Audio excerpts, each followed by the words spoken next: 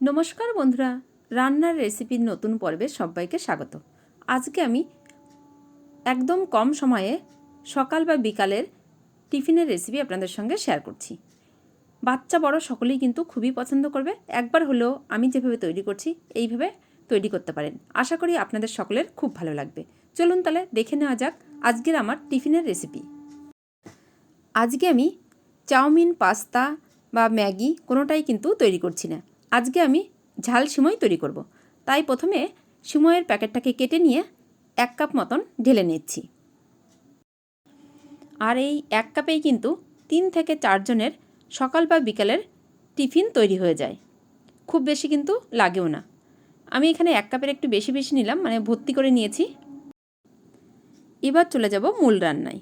প্রথমে একটা কড়াই বসিয়ে দিলাম, তারপর দিয়ে দিচ্ছি 2 টেবিল চামচ মতন রিফাইন অয়েল, আর দিয়ে দিচ্ছি 1 মুঠো মতন চিনেবাদাম। এই চিনেবাদামটাকে একটু লাল করে ভেজে তুলে রেখে দেব। বাদামটা কিন্তু ভাজা হয়ে গেছে, বাদামটাকে আমি তুলে নিচ্ছি। বাদাম তুলে নেওয়ার পরে যে তেলটা আছে অবশিষ্ট, সেই তেলের মধ্যে আমি 1 চামচ মতন ঘি দিয়ে দিলাম। তাহলে সিমইটা খেতে বেশি ভালো লাগবে আর গন্ধটাও খুব ভালো হয়। এবার 1 কাপ সিমই এর মধ্যে দিয়ে দিলাম, আর প্লেটের মধ্যে যতটা পড়েছিল সেটাও দিয়ে দিলাম। এবার ভালো করে কিছুক্ষণ সময় ধরে এই সিমইটাকে ভেজে নেব। ওই ধরেন 1 থেকে 1.5 মিনিট। এই সময় ওভেনের ফ্লেমটাকে একদম মিডিয়াম টু লোতে করে রাখতে হবে, তা না হলে নিচের দিকের সিমইটা পুড়ে যেতে পারে। তাই একদম লো ফ্লেমে 1 থেকে 1.5 মিনিট আমি ভেজে নিলাম। আর তেলের মধ্যে অল্প পরিমাণে ঘি দেওয়ার কারণে কিন্তু সিমইটা যখন ভাজবেন খুব সুন্দর একটা গন্ধ বের হবে। তাই অবশ্যই চেষ্টা করবেন ভাজার সময় কিছুটা ঘি ব্যবহার করতে। ভালো করে ভেজে নিয়ে নামিয়ে রেখে দিলাম। এদিকে একটা প্যান বসিয়ে তার মধ্যে 2 টেবিল চামচ রিফাইন অয়েল দিয়ে দিলাম। এবার দিয়ে দিলাম অল্প পরিমাণে কালো সর্ষে আর অল্প পরিমাণে জিরে। এবার জিরে আর সর্ষেটাকে ভেজে নিয়ে এর মধ্যে দিয়ে দেব কিছুটা ভেজিটেবল। এখানে আমি কিছু দিয়ে দিলাম ফুলকপি, আর বাকি এক এক করে ভেজিটেবল পরে আমি অ্যাড করব। আর দিয়ে দিচ্ছি এর মধ্যে গ্রেট করা আদা আর কুচানো কাঁচা লঙ্কা। ঝালটা আপনাদের ইচ্ছা মতন দেবেন। যদি খুব ছোট বাচ্চা খায় তাহলে কিন্তু ঝালের পরিমাণ খুবই কম দেবেন। এবার আদা, কাঁচা লঙ্কা আর ফুলকপিটাকে কিছুক্ষণ নেড়ে নিয়ে এর মধ্যে দিয়ে দিলাম অল্প পরিমাণে গাজর আর অল্প মটরশুঁটি। সমস্ত কিছু আরও কিছুক্ষণ ভেজে নেব। আর ভাজতে ভাজতে এর মধ্যে দিয়ে দিচ্ছি একটা বড় সাইজের পেঁয়াজ। সেটাকেও লম্বা লম্বা করে কুচিয়ে নিয়েছিলাম, সেই পেঁয়াজটাও এর মধ্যে দিয়ে দিলাম। এবার আরও কিছুক্ষণ এই সবজিটাকে ভেজে নেব। এই সময়ও কিন্তু ওভেনের ফ্লেমটাকে একদম লোতে করে রেখেছি। আরও 2-3 মিনিট ভেজে নিয়ে এর মধ্যে দিয়ে দিলাম একটা টমেটো, আর দিয়ে দিচ্ছি কিছুটা কারি পাতা। আরও কিছুক্ষণ ভেজে নিচ্ছি কিন্তু। আর তেমন কিছু দেওয়ার নেই, এই সবজিগুলোই আমি শুধু ব্যবহার করেছি। আপনারা চাইলে এর থেকে বেশি সবজি দিয়েও এই রান্নাটা করতে পারেন। আমার কাছে এই সব সবজি ছিল তাই আমি এটাই ব্যবহার করলাম। আপনাদের কাছে বিনস, যদি ক্যাপসিকাম এগুলো থাকে সেগুলোও কিন্তু আপনারা ব্যবহার করতে পারেন। এবার ভেজে রাখা সিমইটাকে দিয়ে দিলাম। সবজির সঙ্গে আরও কিছুক্ষণ নাড়াচাড়া করে নিচ্ছি। আমি কিন্তু একসঙ্গে সবগুলো সবজি ব্যবহার করিনি, এক একটা সবজি কিন্তু এক এক সময় ব্যবহার করেছি।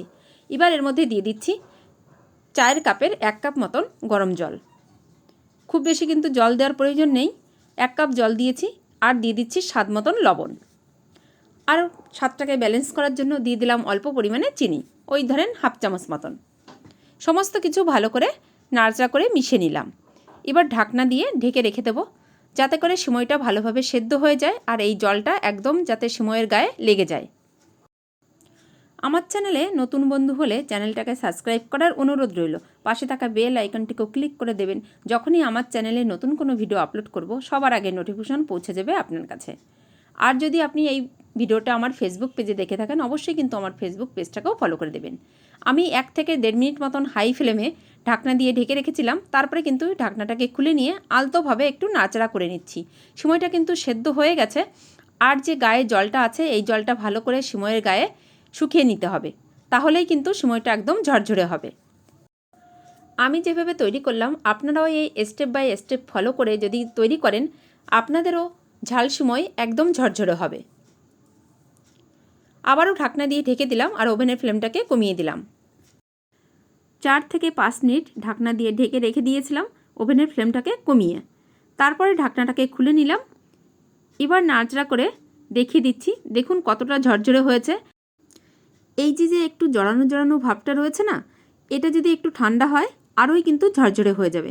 তাই এই অবস্থায় ওভেনের ফ্লেমটাকে একদম বন্ধ করে দিয়ে একটু খুন্তি দিয়ে নাড়াচাড়া করে ঢাকনা খুলে কিছুক্ষণ রাখলেই কিন্তু একদম ঝরঝরে ঝাল সিমই তৈরি হয়ে যাবে।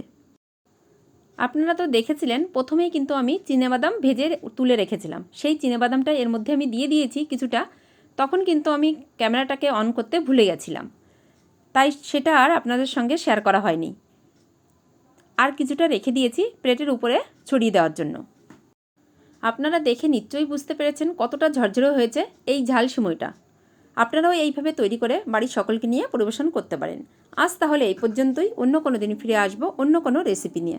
ভালো থাকবেন, সুস্থ থাকবেন আর অবশ্যই আমার চ্যানেলের সঙ্গে থাকবেন। ধন্যবাদ।